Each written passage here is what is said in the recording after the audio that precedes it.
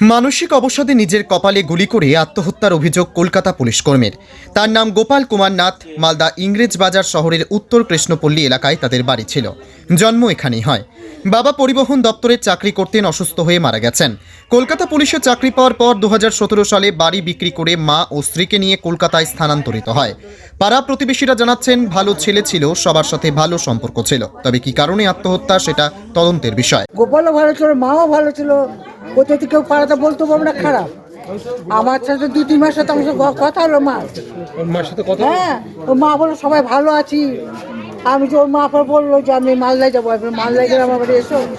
বলছি হ্যাঁ দেখি, মানে সামনের মাসে আশা করা ছিল, কিন্তু আসেনি।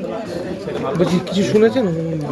আমরা তো কোনো কিছুই শুনিনি, এখন তো আমি জানলাম ব্যাপারটা, কিন্তু ওই ধরনের ছেলে সেটা ভাবতে পারছি না আমরা। হ্যাঁ, ভাবতে পারছি না তো। খুব ভালো ছেলে। কথাবার্তা বলতেন আপনারা?